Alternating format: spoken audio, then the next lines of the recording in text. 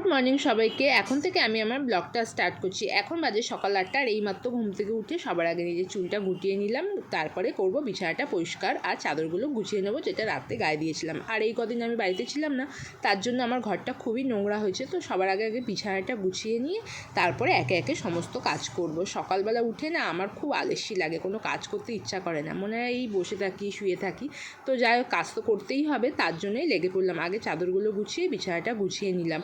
আর সবথেকে বেশি খারাপ লাগে যখন আমি বাপের বাড়ি থেকে বাড়িতে আসি, তখন আরও আমার মুড অফ হয়ে যায়, ভাল লাগে না। এটা সবারই হয় হয়তো, জানি না কার কার হয়, তোমাদের যদি কারো হয় বলো। আমার তো খুবই হয়। তারপরে আস্তে আস্তে নিজের কাজে ফিরি, তারপরে করতে করতে তখন আবার ভুলে যাই।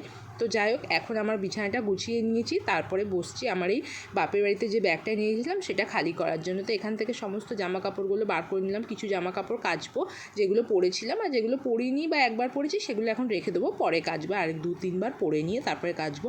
আর এই যে ব্যাগটা ভালো করে খুঁজে দেখছি যে ব্যাগের মধ্যে কী আছে।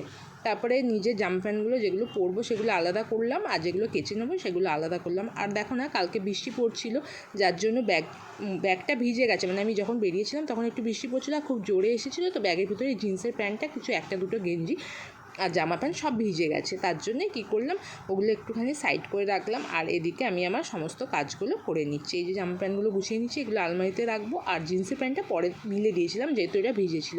তারপরে দেখো সোফাটার কী অবস্থা করে রেখেছে আমার বর। সোফাটাকে আগে পরিষ্কার করলাম, ওর প্যান্টগুলো আলনাতে গুছিয়ে রেখে দিলাম। তারপরে একে একে ঘরটাকে পরিষ্কার করে নিলাম। আর আলনা, সোফা এগুলো যদি পরিষ্কার না থাকে না, খুব বিরক্ত লাগে, ঘরটা দেখতে ইচ্ছা করে না। আর আমি যখন কালকে এসেছিলাম কি অস্বস্তি হচ্ছিল, ঘরটাকে দেখে মনে হচ্ছিলো কতক্ষণে পরিষ্কার করি। তো রাত্রিবেলা আর করিনি, সকালে ঘুম থেকে উঠে আগে এইগুলো করে নিলাম। আর যাই হোক, চলো এখন সব গুছিয়ে টাছিয়ে নিই, তোমাদের সাথেও আমার কাজগুলো শেয়ার করছি। অনেক দিন পর তোমাদের সাথে কথা বলছি, খুব ভালো লাগছে ভিডিও করতে। আমার ভিডিও করতে খুব ভালো লাগে। মাঝখানে আমার ট্রাইপডটা ভেঙে গেছিলো, যার জন্য আমি ভিডিও করতে পারিনি। আমার ভিডিও করতে খুবই ভালো লাগে, যার জন্য আমি ভিডিও করা ছাড়ি না। কখনো ছোটো দিই, কখনো বড়ো দিই, কিন্তু ভিডিও করতেই থাকি। আর দেখো ঘর থেকে কত নোংরা বেরিয়েছে।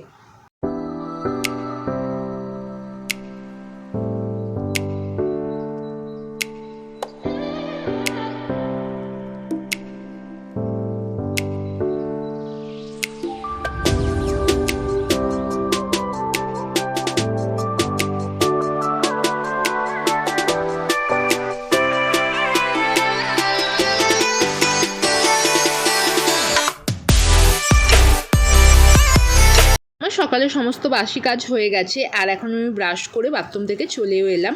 তো ঘরটা পরিষ্কার করে নেওয়ার পর মনে হয় কি শান্তি, মনে হয় কি ভালো লাগছে। আমার ঘরটা পুরো ফ্রেশ হয়ে যায়, আর মাইন্ডটাও পুরো ফ্রেশ হয়ে যায় সকালবেলা এই ঘরটা পরিষ্কার করে নিলে। তার জন্যই হয়তো সবাই সকালবেলা এরকম করে বাসি কাজটা পরিষ্কার করে নেয়, সবার আগে মাইন্ডটা ফ্রেশ হবে। এই যে আমার বর ব্রেকফাস্টে খাচ্ছে পেটাই পরোটা, আর শ্বশুরমশাই মানে বাপির জন্য করে দিচ্ছি এই ডিম টোস্ট আর 1 কাপ চা।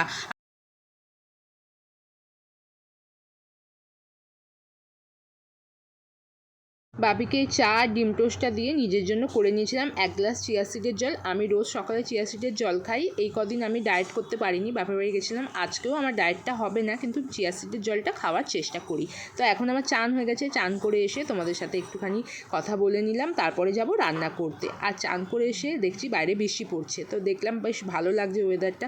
আর ঘরটা যদি পরিষ্কার হয়, বাইরে বৃষ্টি পড়ে, দেখতে কি সুন্দর লাগে। তারপরে ঠাকুর ঘরে এসে দেখছি মা পুজো করছে। লক্ষ্মী নারায়ণ মা শিবমায় নমঃ মা মনসায় নমঃ পঞ্চদেবতায় নমঃ মাইতি লক্ষ্মী নমঃ মঙ্গলচণ্ডী নমঃ শিব দুর্গায় নমঃ।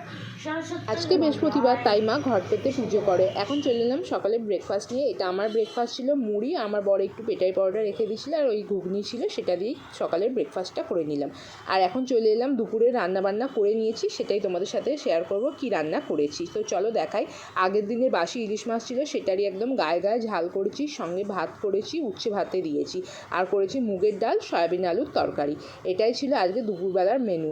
চলো টাটা, আবার দেখা হবে পরের ভিডিওতে। ততক্ষণ সবাই ভালো থেকো, সুস্থ থেকো। আবার একটা নতুন ভিডিও নিয়ে তোমাদের কাছে হাজির হবে। ততক্ষণ ভিডিওতে লাইক, কমেন্ট, শেয়ার করে দিও।